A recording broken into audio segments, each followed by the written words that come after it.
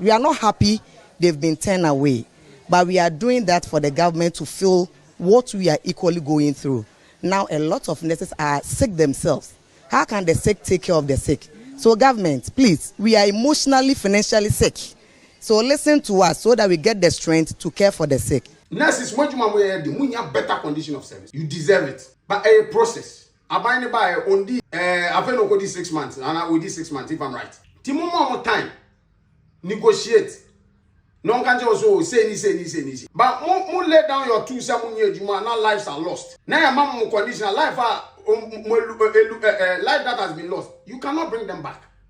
But say almost institution until the negotiations are over and the health minister Saki nurses need midwives need normal cost strike. Already more aware said there is a backlog of nurses and nursing training schools in here, they are still running. Students are going through. Omu yobenye juma. Ti omo mu we juma sisi ane se. So mu nye juma na mu yomedi. Mi say mu video bi nurse bi say omo nurse sanko hospital ya mo mu tu aka ne nama. Na nka ko hospital nka wo ya nurse nti o say de che. Wo ya juma hospital wo de che hospital na hospital ni tu aka. I humbly add my voice to the Honorable Minister that please come back to work and let's continue negotiating. Sir, Article 71 for your government appointees free. Ekosi omu CEO so CEO timeje tie allowance tie more tie can I hear bono. Or the tie allowance 3,000 2,000 Ghana cedis. Otimeje entertainment allowance 1,000 cedis 2,000 cedis. Entertainment allowance. Minim so fan ko ashawola yo so fan ko yeda yo. Amam for the hook allowance dina. Hook allowance. Now we are Sami Jeff ko che $800 di ma e fe ne sen na grada no what the minim em before na de ba na say 10 you mu ni sa who the breakdown of Sami Jeff is Ghana oje we 125,000 Ghana cedi 1.25 billion et is Ghana na other packages egugu mu nko ano yes on ko twe the security car 4,000 on twe obi a o woni fi o prapra ni cleaner 3,000 Ghana cedis no about manners ni na ono odina for online emoja create me for the mama onya ace emani ye because of patients be ace awonti the risk involved and na do omko adwuma e ho ma che omo sori omo dodo na kura nya kunu because amamfo ni me say or the shift na our shift in the pants in the mema na mpe omo nchen ko most of nurses omo breko no nya ware but nurse for ye kan emamo no na enu nche se mo de bia mo de yo yet here na stop galam say crusade baye obi eyebi labor union for train letter say ante mbeko strike mama government ultimatum say wa anya mo be demonstrate eno na ayenzu fina amanfo no na ye be wa akwala na ne nsa 7 ni ti 3 mama dwuma kura ye den mo train letter etwe mu firi mu because of the party that be the powers that be party for being penny for being a lead mo associations in nti mo twe mo firi mu achia o say edru say mo beje sika di agumu amuyem de e ho de wa strike but you didn't have that common sense to strike when galamse say yenso ni na manfo nyansu panom na ebeka wo minum wo salary so wo sanzo na yakra free America ni UK ni Germany wo ntimi nkra bi meno mienu sacha water chichire water ne vortic yi water ne vena ni enu bia ni debetuma no ni na so Ghana nso ya when we were demonstrating when we were saying some from hunji because the Ghana Labor Union say muni na mu kabo na mu so ka say ampa ye ntia say yenye we biwa every government will shake because your production house no they can say pa ne ho the whole country is moving because of more you move free say we move free.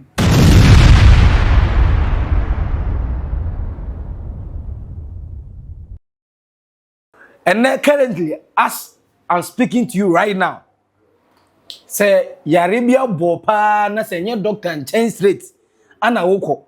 Na woko pen nurse ni say on her for her for Ghana here you go suffer rough. Now over suffer na dentia. Ghana your nurses kuwa your friend no Ghana Registered Nurses and Midwifery Association. Omode kata ten ba say since May 2024 anom warning the previous government led by Nana Dankwa Akufo-Addo and Dr. Mahmoud Bawumia say working condition nye enkoye as a yen treat you fairly and squarely the treatment they ma other professionals for no de no mu nya bisa and in fact okay I say 2023 2024 next is what you kwa ba in the UK 3 seconds be next ni be UK because conditions in nye salary 3,400 3,500 ekwa 4,000 and this come mo je na so manu mo ya dene Indeed, omo de krata komaye.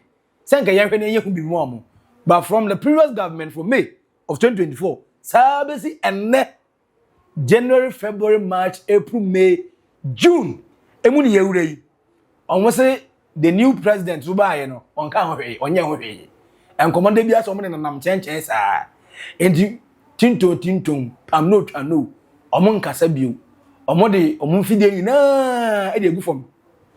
Omunko hospital wa krampo no egu hu omo na hwan ye omo mobo omunko ho omunko strike. As we speak, you can look around and you will see that all OPD and emergency services have been withdrawn. We feel so bad, so sad. First to the government, because we don't want to feel sad about what the government is telling us. So the government should listen to us so we can smile and receive all cases across the country. Thank you very much. We are not happy they've been turned away, but we are doing that for the government to feel what we are equally going through. Now, a lot of nurses are sick themselves. How can the sick take care of the sick? So government, please, we are emotionally, financially sick. So listen to us so that we get the strength to care for the sick. Omu nye adwuma ni bio, omu ko strike. Na wenu na yese Eyemuni na na mko strike na mzi oh debi. Yeni na. The national PRO edema the Union of Professional Nurses and Midwives of Ghana. Omso momo nka ho. Ndi hu say nurses phobia ko strike omo nka ho bi. Union of Professional Nurses and Midwives Ghana UPNMG is not on strike, and the reasons are simple. We feel that we can have other ways of resolving this without putting the life of Ghanaians on the line, because we have done this a number of times and it didn't work for us. And so why do we continue repeating the same thing and expecting different results? And so we feel that, yes, we need a condition of service to be implemented, no doubt about it. But if we do that through a strike and we lose lives, are we going to revive those lives after the condition of service is implemented? No. And so it's important that we use other means to achieve this rather than resorting to strike. And they say, oh, and they say, yes, I dear, yeah, that's what nurses for.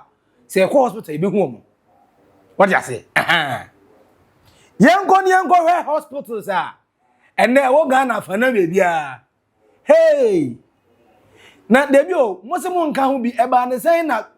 Where Munkwai, Omuna Association, Omuna Guta members Nina. Almost every hospital be empty. Next phone you empty. Next phone you empty. Next phone you hey, where the baby? Almost all the hospitals. And next phone you want to repair. Unya kwai because next phone the bidi kan ju tata ye early stages ayini na ma ansana. We go share doctor ko consulting room. Say doctor so e emergency ward o yan nurses for around. Omuni na so for nurses say foi omodiane. Omo strike. And the amount from where naked truth on old burger trends. A dino that's so a maxi billion. Obe make sure say obe subscribe. Kama. Subscribe you. Who is one like share more new but before that, there are comments no to comment section. I say for me Ghana nurses for SS strike a boo. Omo nkwa adwuma bio this a government Ghana aban eni omo tena sidi nkomo ka kire omo say the omo pe bia omo ya omo ansa na omo jepene as I go back to hospitals. But as it stands now, the Ogodu hospitals are almost all the hospitals are empty, no nurses. Just say your patients are wanted to I are for at one pay and so wine nearby. This is also free on now when you go say a very disturbing incident to me. Nurse ni mammy a war now ya this kind of papa and him cesarean session it no go through. Oh, wait, 1 week, just 1 week. 1 week, any. Into or call review. Ni akofre na kuro no ye miamia kakra ma no na se na be betuma wu ntem. Okoduru ya nurse ni bi ani ho. We so the nurse fo adwuma. Into ote wo twen e fidi ne ba no. Ne ho yira no paapae no. O se nti otena ho agosi ene se obi ama because oda so wa rehemu bi se ebia na nurse ni bi by mistake no ato afọ ho. Na ne nka wo de ne ha ato no dim. Yanko ni nko ti ma me no na wure ho sem. Teresa. About 1 week, my review. Why I'm serious, I get my doctor Shemukun, nurses will be on your house. Over check him vitals, my doctors. That boy, will be I was work or strike. My woman country so in train. Oh, be a had it. To had my brother, I saw coffee. Baby, I have a review. The ambulance is behind. I yes, I bind them or your bay in Onyana. I'm so yeah, by washing. If I'm Patricia, the who verse 1 week. No we say we a very disturbing news. Say obi maame, obi yere, obi ba, obi adamfu, obi ebusuani, obi suano no. Na yeko papa ni yemu. Ama akola afiri mu. Wa obi asukure ni akola ne bi adache. Ono kwa ne bebe mampani. Na ye hwehwe ha man o maame abrese. Aden to give birth, is it a crime? Wa wie. Na aban no ne nurse fo no ntimi nka ma adwem mum. Enso we issue no. Na ye na Kofi Bass ese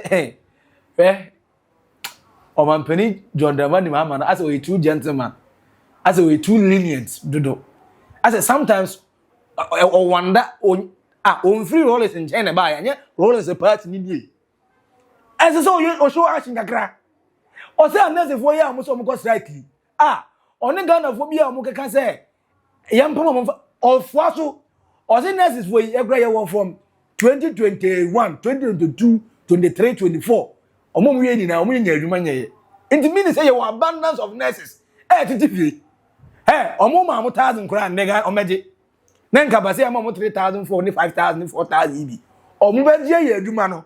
Inti according to ono, John Dramani Mahama, the president of the land, on taking the bold decision on wipe omo nyina out, on sack omo nyina. Se wo ko strike ni bi nko ade kafie. Kafie memma back. Na yemfa new nurses replace omo. Yen go take Kofi Bass asema okan ni bi. Good morning, His Excellency John Dramani Mahama, President of the Republic of Ghana.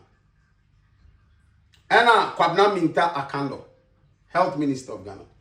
Me video be on social media of a pregnant woman or painful. Or call hospital. I think Eastern Region baby.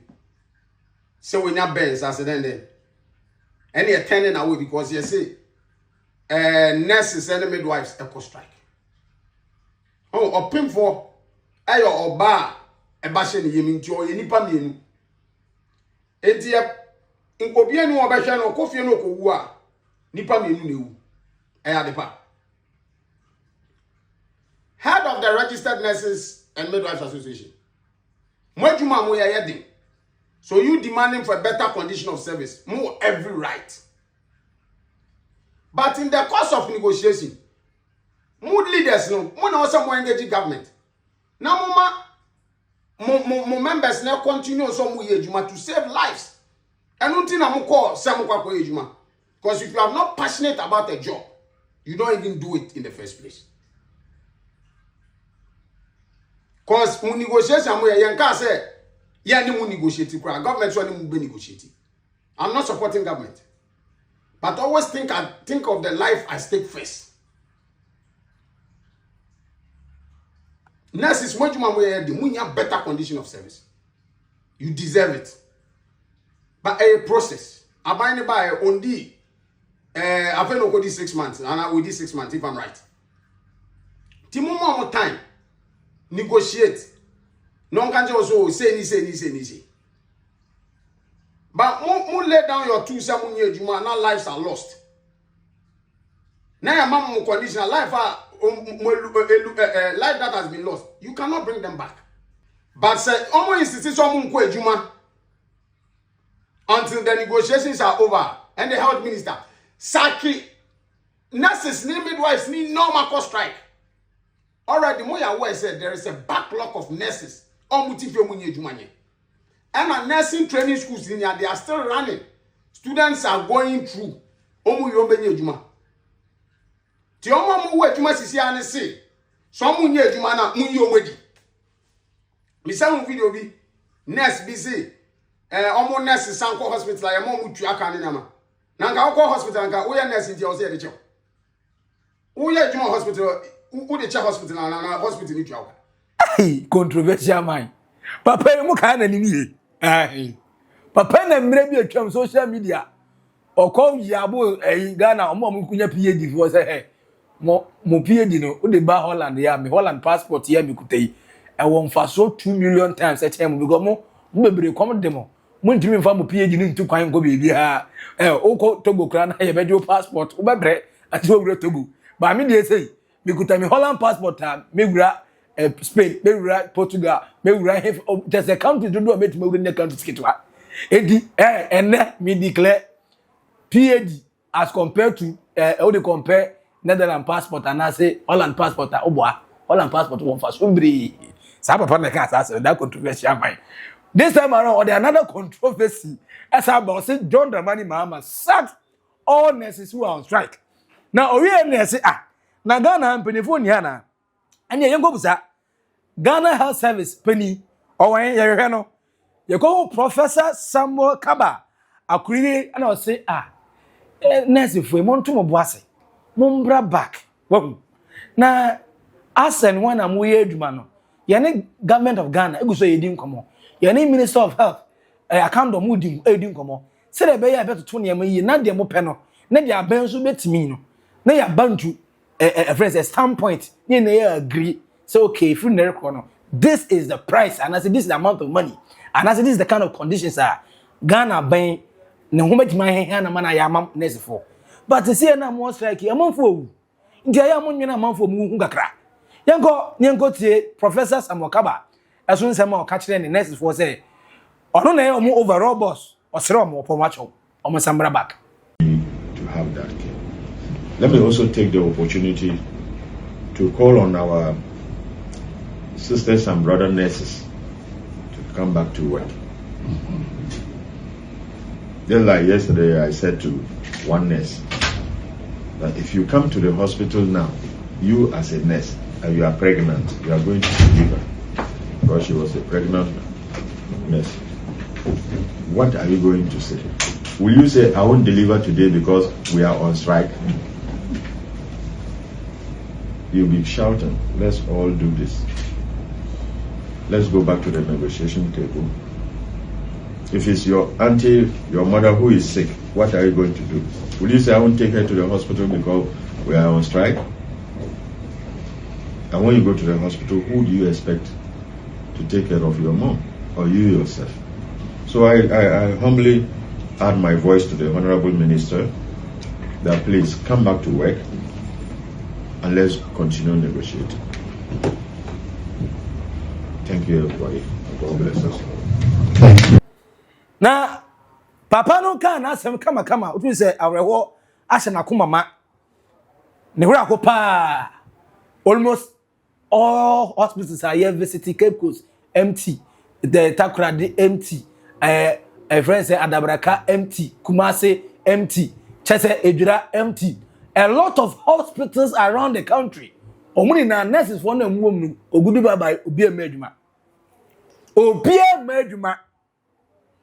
Omuni na emeduma. Enti the Ghana Health Service boss Professor Samuel Kaba kan menye sure so mate. Menye sure omonte the strike Canadian they are still striking.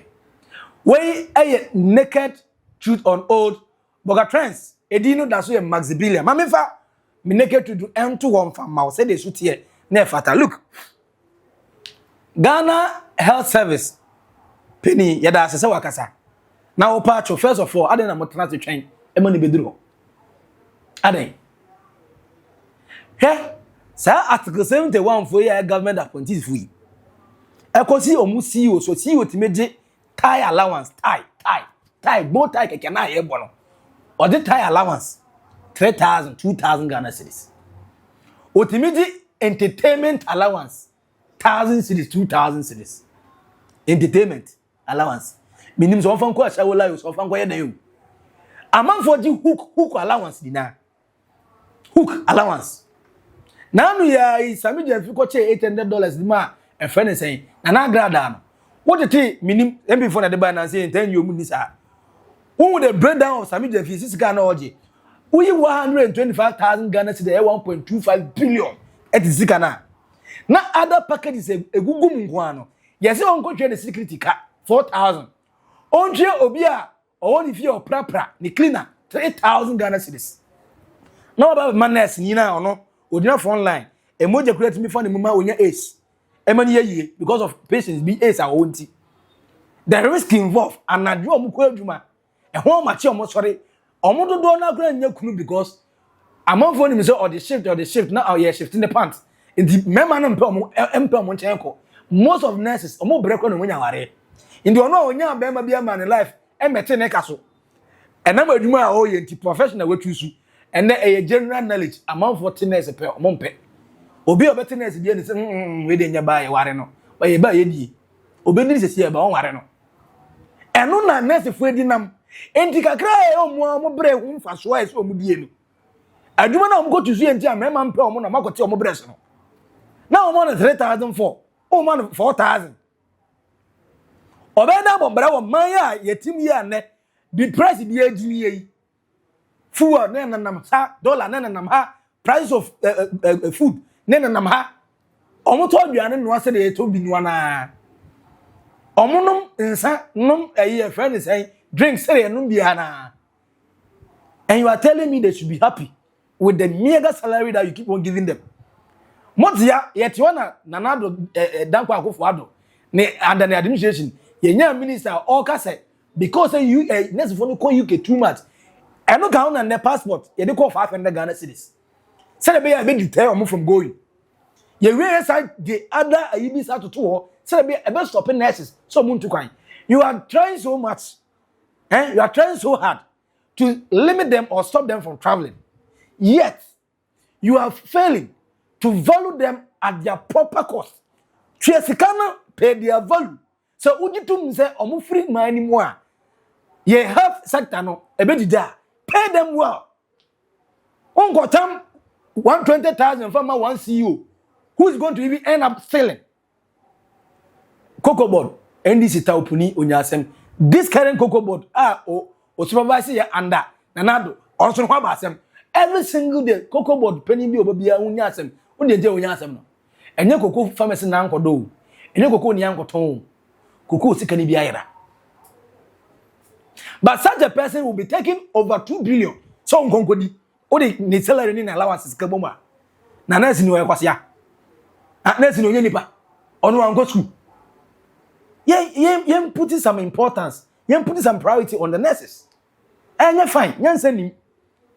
You can't keep on paying some few people heavy amount of money and they will come down and disrespect people. Now when they help me is akoye wotamale. Yes, I commend the act.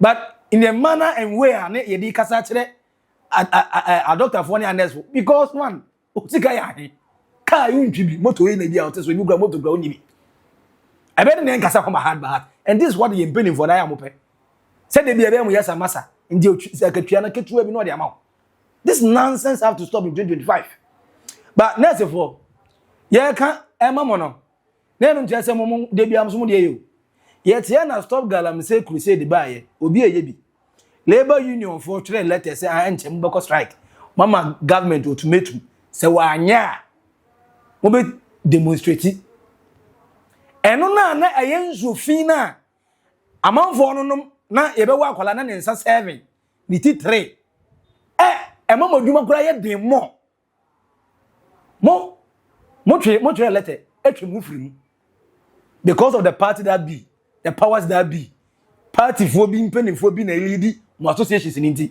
mo twemu firi mu achia o say edru say mo benye sika di agumu amuye mu de e ho de makọ strike But you didn't have that common sense to strike. When Galamsey say yensu ni na man for yensu panom. Na ebeka wo who salary so, me salary so. Who sanzo na yakra free America ni UK ni Germany. Won timi nkra bi. Me no mienu sacha water, chichire water ne vortic water ne vena ni enu bia ni debate manom. Ni na so Ghana nso ya. When we were demonstrating, when we were saying, someone from Windy because the Ghana Labor Union, so money na mo kabo na mo so say ampa, yentia say yenye we biwa. Every government will shake because your production house no, they can say pa ne ho. The whole country is moving because of more. More you move free. Some you move free. Today people are dying because of extra wages and they come salary. For more better conditions, people are dying. Some people, those who are going to die, said John Dramani Mahama now on unti oko strike no. Oyare a oni bebi edin bego. America, Germany, UK. Now no ya Jenna no poku. The vice president oyare edin ko hin. Outside. Dr. Mahmoud Bawumia otesu na onya accident as the vice president edin ko hin. Outside. Now he fa na a friend say Nana Danko Akufo-Addo okoye check-ups na medical check-ups no. Outside. Omo nya na ha otom. I had the emergency here near the Yabe stabilizing. No. You stabilizing the condition we didn't call. A nurse in we are Ghana hospital. People are dying. Among for your move, among for your move. So, want to mean her MB on the negotiation table was still demanding whatever you want to demand and was working. So, must it always be strike when it comes to money? Someone here could be a strike. Huh? Someone here could be a strike. Among for when you go to the national interest time, and you say Galamsey say national disaster. Oh, no mu free. Who's a dream say Ghana for? Who's a Ghana for film view? Who's a Ghana for film view? I support the Kofi Bassey Kanoso. I support some of the people who on the street. I can say, look, yam pam next for na mo strike no. Maybe gone with the days. Some time back, nanka yebe kasa biya mam. Because you know say moduma na mo yen air na so mo so. I say you place that priority and importance in the mamo. I say we certain privileges. But since you na mudi no stop Galamsey time no. Mudi decide say you take yourself out. And then make sure say mudi edru musika dianko dia how you can strike no. That nonsense have to stop. Yeah, ka tire aman say on hwe no on mamu condition no o improve mamu no. Yeah, ka tire say musumu nya adimi no. Monko anya monko na mo nya say ogrom awu. Edru de ye nyina ye nkan bom ne nya e ho de mo nya nesefo munnim se Galamsey so kra ma yare but edru musika na ye fan kan na he na de ba be kan wa mamo ye da kan o play 200 bi na de ba be kan enu nti o ko strike so ba mi obi a wako ye no cesarean session 1 week pe oba review obi ani ho o di ko fie sa nti o ko fie no wa anya obi ama na nkokwe na ye na ba be to no all because of my wickedness is so yes. The safata mon de some of them mamo. Ba yen haye hon kan sin bibiri njire mo. Komugura mo no ye enu ga se kura so yedom. Me na ka truth nie manokre ni na maka no fa so de eto comment section na say do you think say anase fuo ye omo so omo ko strike yi. Ne kwa mpa so no. Na sika ye bi mo omu ni benefit omu nya no. Eye omo na ye trimode anase den. Fa comment ni to comment section na say mame. Yen titi CEO fuo ni minister fuo sika so kakra na ye fan cushion nurses fuo yi anase obi anya ye bi ogina na obi ade ye nurses fuo ya Galamsey tam omanfi eche omu free demonstration ni mu an go strike bi yi na omajama manfuo wi eye ofu aso je wadwi ye obi ano fa to comment section na say subscribe we and like share mo nua esunya bi hwe ba before that comment no hu ya me pa because who come out in the car on the crest and my eye will get rough. What I say? Edino a multi-billion life on naked truth. Who hear me? Old Boga Trends, Macra, bye.